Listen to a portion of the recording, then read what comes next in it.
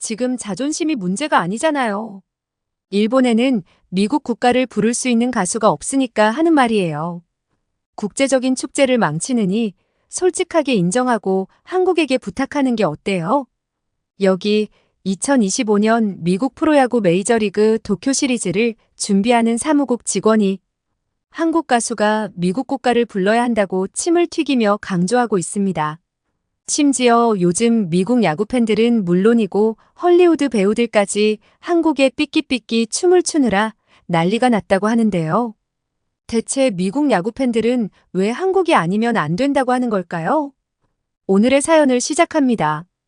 잠깐 좋아요를 눌러주시면 더 좋은 영상을 만드는데 큰 힘이 됩니다. 안녕하세요. 저는 미국인이고 이름은 레이첼 스미스입니다. 현재 미국 프로야구 메이저리그 사무국에서 일하고 있어요. 입사한 지 5년 동안 여러 나라의 월드 투어를 기획하고 준비해왔습니다. 지난 5년간의 경력 중 가장 기억에 남는 것은 단언컨대 얼마 전 치렀던 2024 서울 시리즈였어요. 저는 처음부터 현장에 참여해서 세부적인 기획까지 맡았죠. 부대 행사 위치부터 팬들의 동선, 그리고 경기 중의 이벤트까지 세심하게 조율했습니다.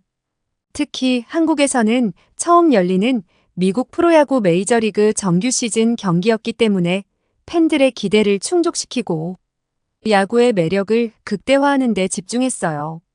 사실 한국에서는 야구도 인기가 어마어마하지만 축구가 남녀노소에게 더 사랑받는 대중 스포츠로 훨씬 더 깊이 뿌리내렸다는 인식이 있었죠. 하지만 최근 한국 축구계의 잡음도 많고 손흥민이나 이강인, 김민재 선수 정도를 제외하면 주춤하다는 평도 있더라고요.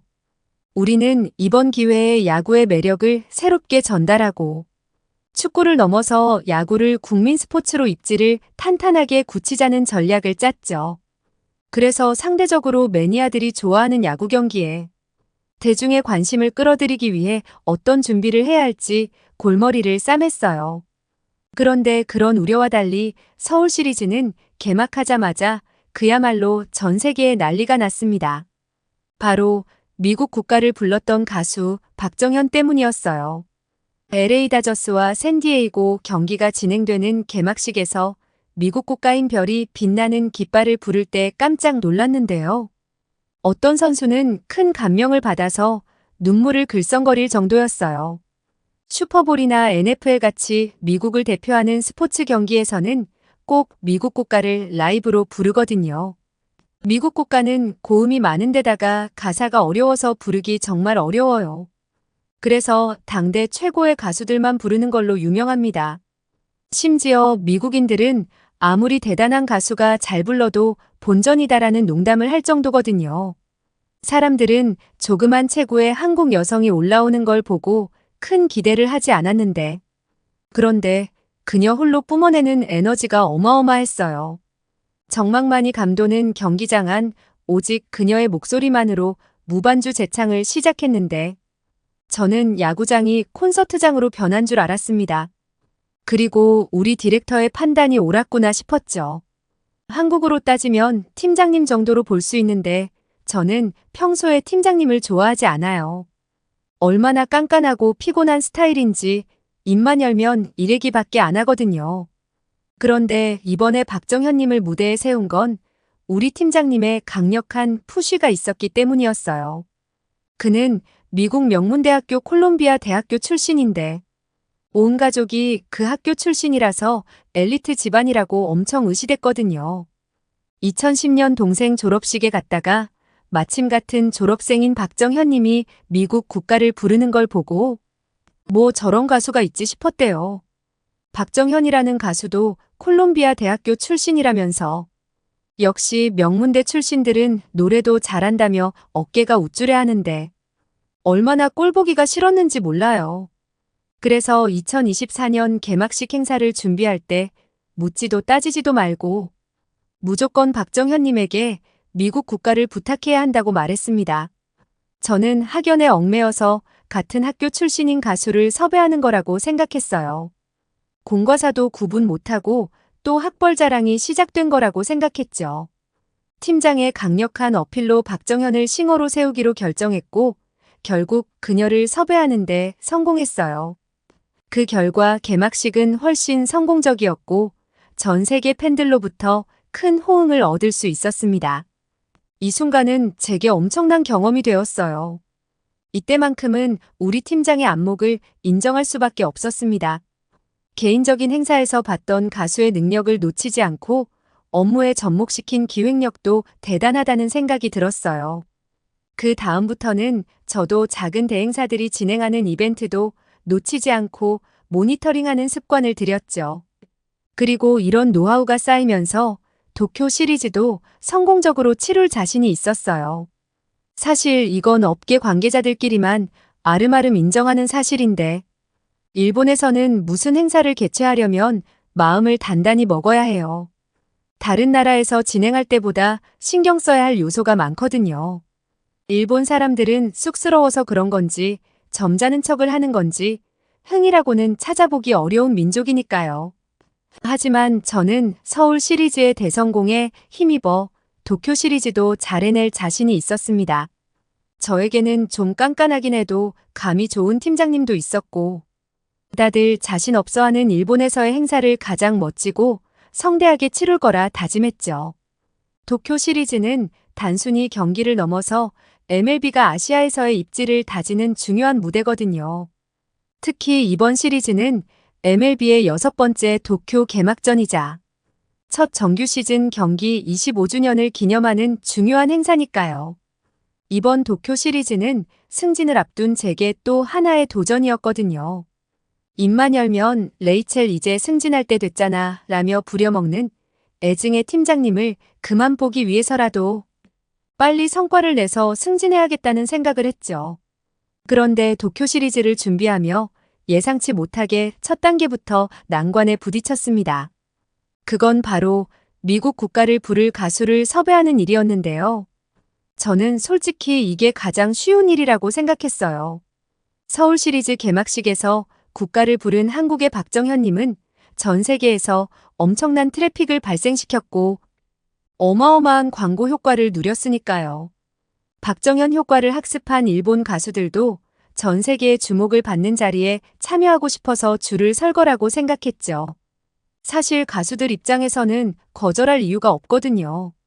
게다가 미국은 물론이고 전 세계에 공짜로 얼굴을 알릴 절호의 찬스인데 이 기회는 아무에게나 주어지는 것도 아니잖아요. 하지만 의외로 많은 가수들이 거절했습니다. 그러니 제가 얼마나 당황스러웠겠어요. 왜 이런 기회를 거절하는지 이유를 물었지만 대부분 명확한 대답을 피했기에 더욱 이해하기 어려웠습니다. 그러다 아주 어렵게 한 가수의 매니저를 통해 그 이유를 알게 되었죠. 여러 번 전화와 이메일을 주고받으며 설득하는 과정에서 매니저가 조심스럽게 자신의 가수가 걱정하는 부분을 이야기해 주었거든요. 그들은 전 세계적으로 방영되는 무대에서 영어 발음을 실수해서 부정적인 반응을 받을까봐 미국 국가를 부르는 걸 선호하지 않는다는 거였어요. 그때 처음 알았습니다. 일본 사람들은 영어 발음에 대해 상당히 부담감을 가지고 있다는 건 말이에요. 관련 자료를 찾아보니 과거에 함부로 미국 국가에 도전했다가 우스운 꼴을 보여서 조롱당했던 일본 가수들이 많더라고요. 그리고 일본 가수들은 독특하게 기모노를 입고 미국 국가를 불러서 의아해하는 해외 팬들이 많았어요. 미국 프로야구 행사인데 굳이 전통 의상을 고집하는 게 아집으로 보인다는 평가도 있었죠. 가장 큰 비판은 일본인의 영어 발음 문제였어요. 일본어는 영어와 발음 구조 자체가 다르기 때문에 정확하게 영어 발음을 하기 어려웠어요. 특히 일본어의 특성상 영어의 강세와 억양을 자연스럽게 소화할 수 없기에 발음 실수가 있을 수밖에 없더라고요. 이런 부담감이 특히 전 세계에 방송될 대규모 무대에서는 더욱 크게 작용할 수밖에 없었던 거예요. 그제서야 이해할 수 있었습니다. 일본은 자존심이 강한 나라이고 그들은 실수로 인해 자신의 이미지나 평판이 훼손되는 것을 극도로 꺼린다는 것을요. 그래서 그들은 실수할 가능성이 조금이라도 있는 일이라면 아예 피하려고 했기에 제가 맡은 일의 해결 방법이 보이지 않았습니다. 엎친 데 덮친 격으로 2024년 서울 시리즈의 대성공은 일본 가수들의 섭외를 더 힘들게 만들었어요. MLB 2차전에서 엑소의 백현이 부른 미국 국가도 화제가 되어서 공식 SNS에 업로드되었을 정도였거든요. 현지 팬들은 물론 MLB 관계자 모두에게 만족스러운 결과를 얻을 수 있었지만 이런 한국의 대성공을 일본이 견제하고 부담스러워할 줄은 상상도 못했습니다. 서울에서 열린 시리즈는 정말 모든 면에서 완벽했다는 찬사가 끊이지 않았거든요. 한국 팬들의 열정적인 응원과 완벽한 무대 연출, 그리고 그들이 보여준 엄청난 반응은 전 세계적으로 화제가 될 정도였죠. 2024년 서울 시리즈는 사무국 내에서 성공한 시리즈의 상징처럼 자리 잡았습니다. 어쩌면 당연한 결과일지 모르겠어요. 브루노 마스나 에드시런 같이 미국 내 유명한 아티스트들이 문화를 극찬한 적이 많으니까요. 그런 이야기를 들을 때마다 저는 처음에 자신감을 잃어갔어요. 도쿄 시리즈가 과연 서울 시리즈만큼 성공할 수 있을까 하는 걱정이 떠나지 않았습니다.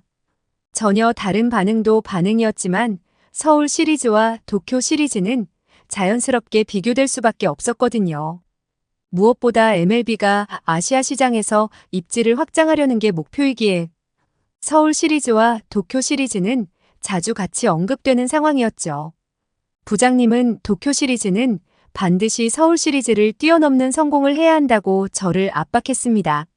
하지만 이미 도쿄 시리즈 개막식에서 미국 국가를 부를 가수 섭외 문제로 난관에 부딪혔기엔 제 머릿속은 복잡해졌고 고민은 더 깊어졌어요. 그렇게 전 세계의 야구 축제를 모니터링하던 중에 뉴욕타임스의 보도를 보고 눈이 튀어나올 뻔했습니다. 바로 한국의 삐끼삐끼 춤이었어요. 이 독특한 춤은 전 세계 팬들 사이에서 큰 화제가 되었죠.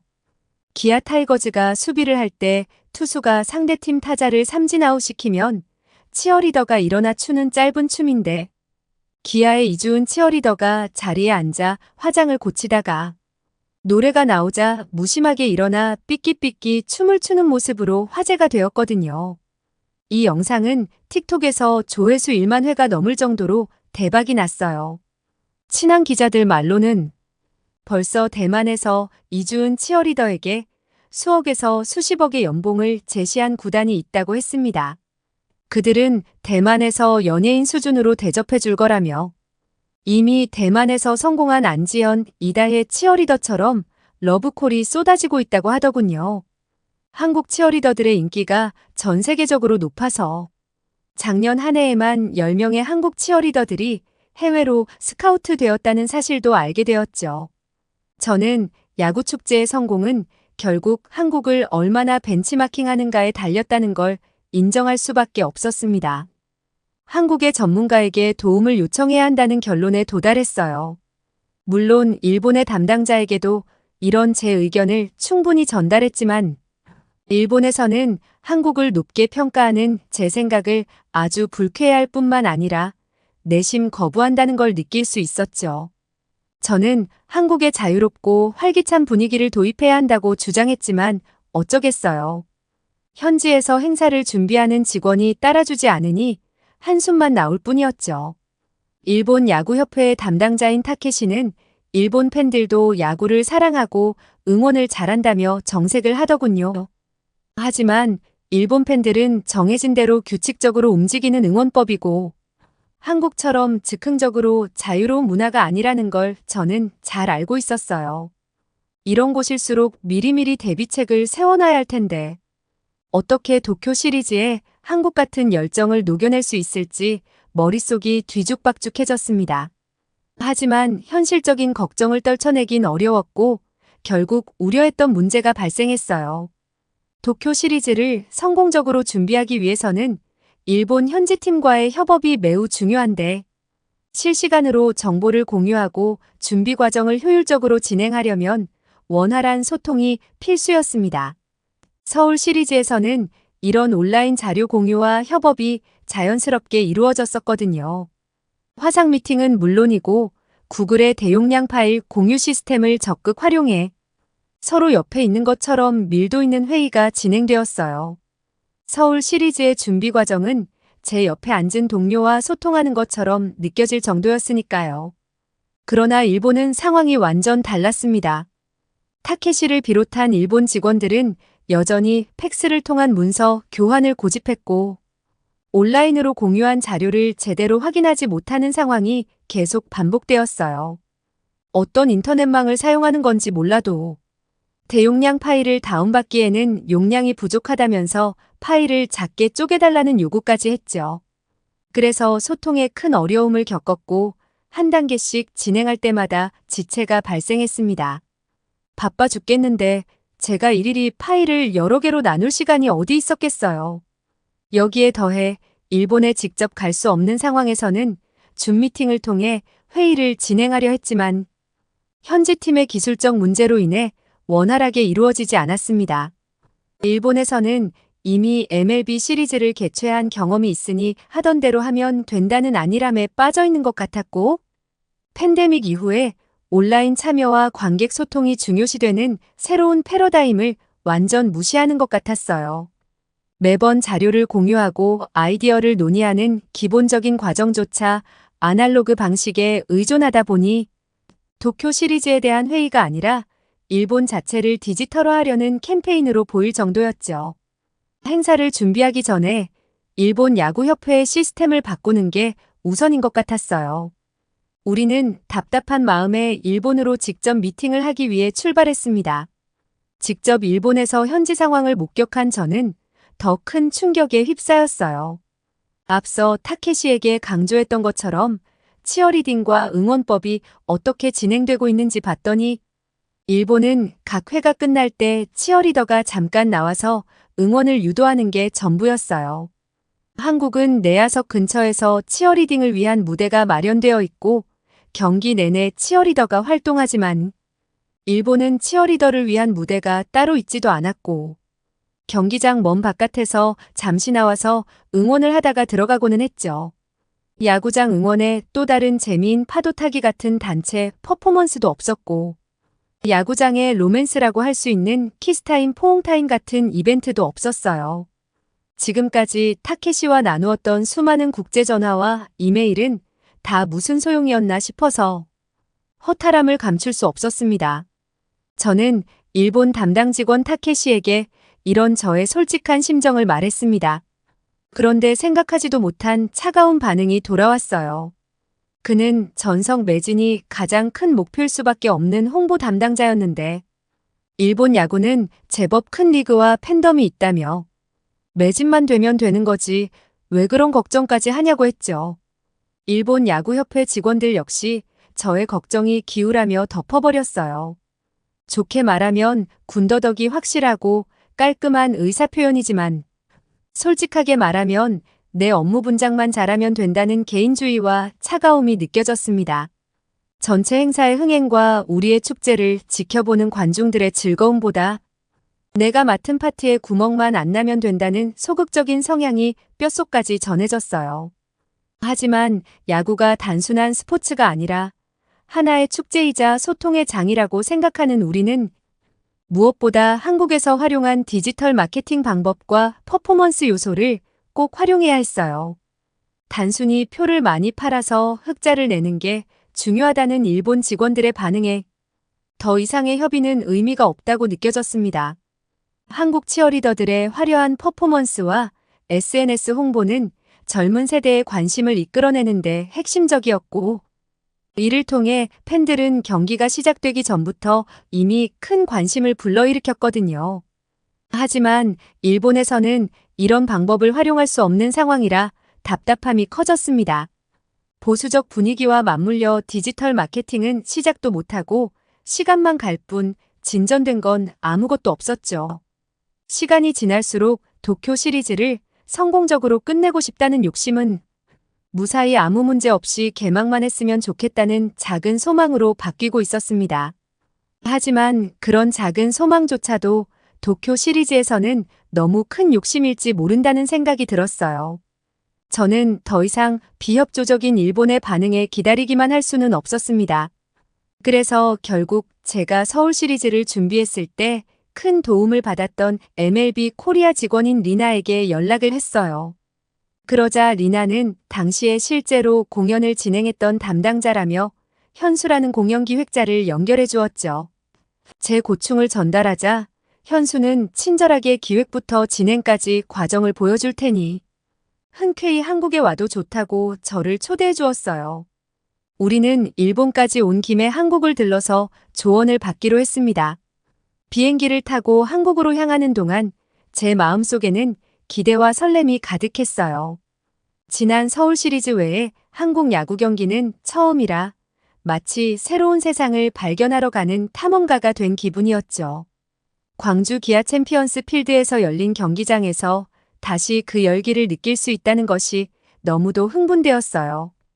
드디어 한국에 도착해 야구장에 가까워질수록 멀리서부터 들리는 함성 소리에 가슴이 두근거리기 시작했어요. 아직 경기장 안으로 들어서지도 않았는데 그 열기와 흥분이 이미 느껴질 정도였죠. 입구를 지나자마자 그 소리는 더욱 커졌고 마치 거대한 축제 현장에 온 듯한 기분이 들었습니다. 야구 경기가 아니라 하나의 거대한 축제 속으로 빨려 들어가는 듯한 느낌이 저를 압도했거든요. 경기장 밖에서부터 치킨과 맥주, 이른바 치맥을 즐기는 팬들이 눈에 띄었는데 경기장에 들어가니 그들은 이미 축제의 중심에 있더군요. 그들의 웃음소리와 함께 터져나오는 응원가가 제 가슴을 두근거리게 했어요. 한국인들은 치킨과 맥주를 들고 다니며 친구들과 즐겁게 대화하며 경기를 즐기고 있었어요. 단순히 경기를 관람하는 게 아닌 진정한 축제를 즐기는 듯한 기분이 들었죠. 경기가 시작되기도 전에 이미 분위기는 절정에 달했어요.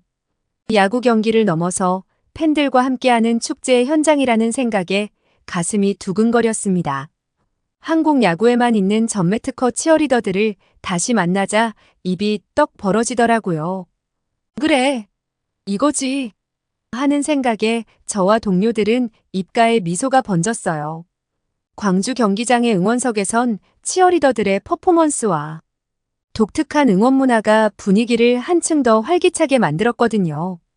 그 중에서도 삐끼삐끼 춤 이야기를 빼놓을 수 없는데요. 화면으로 보았을 때도 현장의 열기가 고스란히 느껴질 정도였는데 실제로 보니까 입이 떡 벌어지더라고요. 미국의 아이돌이나 여배우처럼 예쁜 얼굴에 탄탄하게 근육이 잡힌 몸매에 땀으로 범벅이 되었으면서도 생글생글 웃는 모습에서 프로의 향기가 느껴졌습니다. 미국에서는 이 정도 외모의 춤 실력이면 TV에 나오는 댄서나 아이돌을 할 텐데 한국에서는 야구장에 있다는 사실에 한국의 치어리더의 수준이 정말 높다는 걸 알 수 있었죠. 한국 치어리더들이 대만으로 다 가버리고 나면 어쩌나 걱정이 될 정도였습니다. 한국 치어리더들의 퍼포먼스는 단순한 무대 장식이 아니었어요. 전문적인 직업의식과 열정이 경기를 더욱 활기차게 만든 원동력이 되고 있었습니다. 그 열정은 경기 내내 이어졌고 심지어 선수들조차 라커룸에 들어와 율동을 흉내내기도 했어요. 응원가가 흘러나오자 팬들이 자연스럽게 박자를 맞추고 그들의 목소리가 경기장을 가득 메웠습니다. 어느 순간 이 응원가가 경기의 일부처럼 느껴지기 시작하더니 저도 모르게 그 열기 속으로 완전히 빨려 들어갔어요. 정신을 차려보니 저도 모르게 그들과 함께 소리 지르고 응원하고 있더라고요. 그 열정이 너무나 강렬해서 저도 모르게 이미 일부가 되어 있었던 거예요. 경기가 시작된 후에도 그 열기는 끊이지 않았습니다.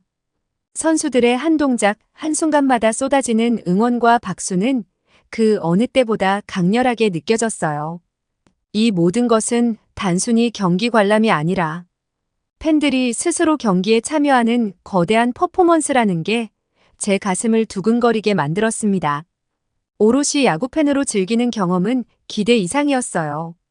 한국 야구장의 뜨거운 열기와 팬들의 적극적인 참여는 듣던 것보다 훨씬 더 인상적이었거든요. 경기장을 떠나 미국으로 돌아오는 비행기 안에서도 그 에너지가 제 가슴속에 남아 있었습니다. 한국에서의 경기는 단순한 스포츠 행사가 아니라 거대한 축제처럼 느껴졌고, 작년에 서울 시리즈를 준비하며 당연하다고 느꼈던 것들이 왜 일본 시리즈에서는 구현되지 않는 것인지 비행기에서도 답답함이 몰려왔습니다. 이런 열정적인 분위기를 도쿄에서 어떻게 재현할 수 있을까 하는 고민이 떠나지 않았어요.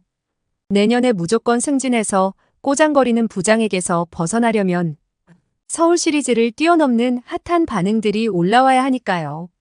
거기에 최근 일본을 방문했던 야구 팬들에게 들은 비난이 저를 더 힘들게 만들었습니다. 제가 걱정하는 부분 중 하나가 일본의 야구 문화가 팬들의 흥을 불러일으키지 못한다는 점이었어요. 하지만 이런 평판은 사실 일본 야구계가 자초한 결과입니다. 일본 야구는 팬 서비스가 정말 엉망진창이에요. 사실 우리가 경기장을 찾는 건 그 흥분된 분위기와 고조된 박진감을 느끼러 가는 거잖아요. 경기 중 관중석에 떨어진 공도 야구장에서는 즐거운 하나의 이벤트고요. 팬들이 서로 잡으려고 애쓰는 그 모습은 경기 내내 TV에 반영되기도 하고 그 장면을 본 사람들에게도 즐거운 추억이 되니까요. 하지만 일본에서는 그런 이벤트조차 허용되지 않았어요. 경기 중에 공이 관중석으로 떨어지면 관객이 그 공을 잡는 대신 관계자가 직접 수거해 가거든요. 맙소사. 이거 하나만 봐도 일본 야구의 분위기가 얼마나 차가운지 상상이 되시나요? 이런 냉소적인 문화를 비판하는 미국 유튜버도 있었어요. 그렇다 보니 일본에서는 관중들이 나름 응원은 하지만 연극처럼 느껴질 정도의 분위기예요. 미국 유튜버의 비판을 지켜보며 일본 시리즈가 서울 시리즈만큼 성공할 수 있을지에 대한 불안감이 엄습했어요. 2025년 도쿄 시리즈는 재승진을 위해 반드시 성공해야 하는데 이러다가 내년에도 부장과 매일 얼굴을 마주치며 일해야 하는 건가 눈앞이 캄캄했죠. 서울 시리즈와는 완전히 다른 도쿄의 상황이 제 머릿속을 어지럽게 했어요. 그 이유는 또 다른 걱정거리가 생겼기 때문이죠. 일본 야구하면 가장 먼저 떠오르는 이름이 오타니 쇼헤이입니다.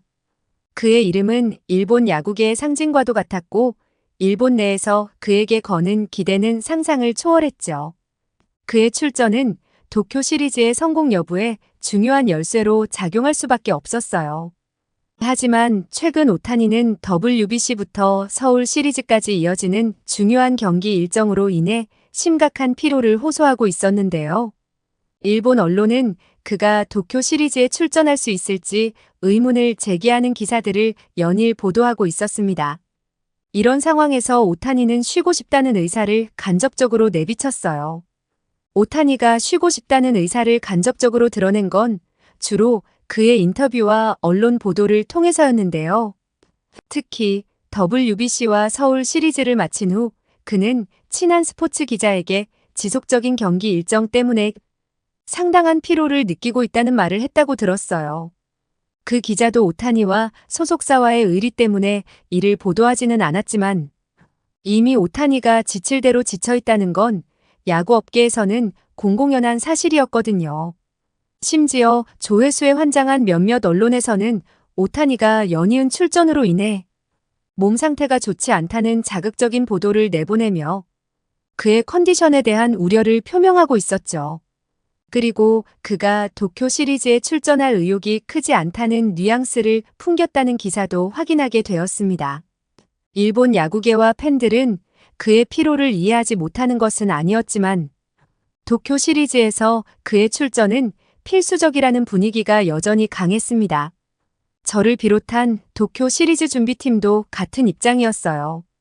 오타니가 출전하지 않으면 경기와 홍보 모두 큰 타격을 받을 수밖에 없었거든요.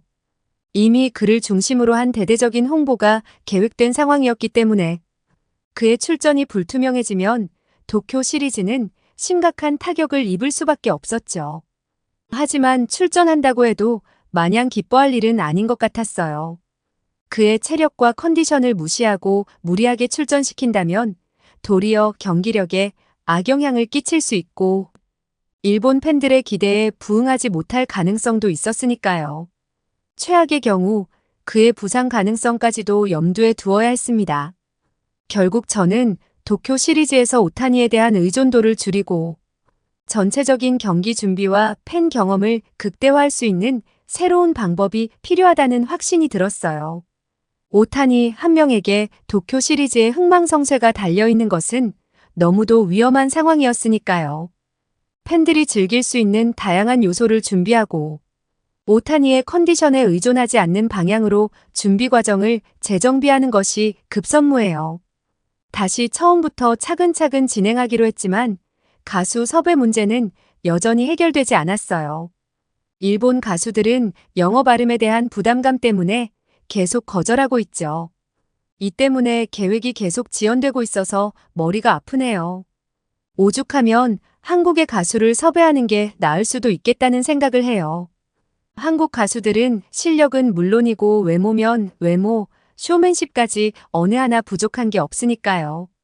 서울 시리즈를 준비했던 동료도 같은 이야기를 했어요. 한국 가수들의 기량에 대해 놀라움을 표현하며 박정현, 소양, 알리 같은 가수들이 영어 발음은 물론이고 감정까지 깊이 있게 전달했다고 말했죠. 동료들도 서울에서 그 무대를 직접 본 사람들은 다들 같은 생각을 하고 있었어요. 하지만 일본 측과 협의할 때 한국 가수를 초청한다는 이야기가 민감하게 받아들여질 수 있으니까 조심스럽긴 하네요. 제 동기는 그랬다가는 한국 가수가 일본인 인척을 해야 할 거라며 웃더라고요. 일본 사람들은 한국에 지는 걸 견딜 수 없어 한다면서요. 저도 일본과 한국 사이에 역사적인 문제와 미묘한 문화적 차이가 있다는 걸 알고 있어서 그런 경쟁 심리와 복잡한 감정이 작용할 수도 있겠다는 생각에 수명이 단축되는 느낌이에요. 일본 담당자는 자기가 섭외해 줄 것도 아니면서 어쩜 저렇게 태평한지 한숨이 나오는데, 비록 이 계획이 아직 공식적으로 협의된 사항은 아니었지만 저는 행사 준비 담당자로서 정말 한국 가수에게 이 부탁을 하고 싶은 마음이 커지고 있어요. 한국 가수들의 뛰어난 실력과 무대 장악력은 이미 검증된 바 있었고 그들의 무대는 분명 도쿄 시리즈를 더욱 특별하게 만들 수 있을 거라고 확신하거든요. 혹시 한국 가수 중 미국 국가를 부르면 좋은 가수를 알고 계신다면 댓글로 알려주세요. 매 순간마다 서울 시리즈의 성공을 도쿄 시리즈와 자연스럽게 비교할 수밖에 없네요. 선수들도 한국에서 경험한 그 강렬했던 응원과 열정을 도쿄 시리즈에서 다시 느끼고 싶다는 바람을 나타내기도 했죠. 응원 덕분에 이전에 없던 큰 성과를 내며 재계약을 앞둔 시점에서 좋은 평가를 받은 선수도 있거든요. 심지어 몇몇 선수들은 아예 다시 한번 한국 시리즈를 개최하는 건 어떠냐는 의견을 전하기도 했습니다. 다른 시리즈에서 한국의 분위기를 따라한다고 해도 한국만의 그 독특한 느낌을 온전히 재현하는 건 어렵다는 게 직접 한국 시리즈에서 뛰었던 선수들의 공통된 생각이었던 거죠. 그만큼 한국 시리즈가 남긴 인상이 얼마나 강렬했는지 알 수 있는 부분이라고 생각합니다. 내부적으로는 몇 년 이내로 다시 한국에서 개최하자는 긍정적인 반응들이 많아요. 아직 공식적으로 확정된 게 아무것도 없지만 행사를 주최하는 입장에서도 관객 입장에서도 한국이 최고의 선택임은 분명한 것 같네요. 장담하건대 좋은 소식을 기대하셔도 좋을 것 같습니다.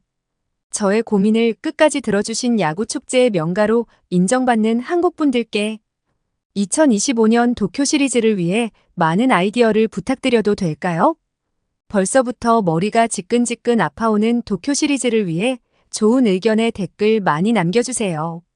지금까지 미국에서 레이첼님이 보내주신 사연이었는데요. 한국이 야구팬들이 즐기기에는 더없이 좋은 흥의 나라라는 게 전 세계에 소문이 난 것 같네요. 세계 어디를 가도 한국처럼 선수와 응원단, 관중이 하나 되어 축제를 즐기는 야구 문화는 없는 것 같습니다. 그런데 정말 이러다가 2025 도쿄 시리즈에서 한국 가수가 미국 국가를 부르는 건 아닐지 모르겠네요. 레이첼님을 위해 많은 아이디어를 댓글로 남겨주세요. 오늘 사연이 좋으셨다면 구독, 좋아요 부탁드립니다. 지금까지 감동특공대 윤하경이었습니다. 감사합니다.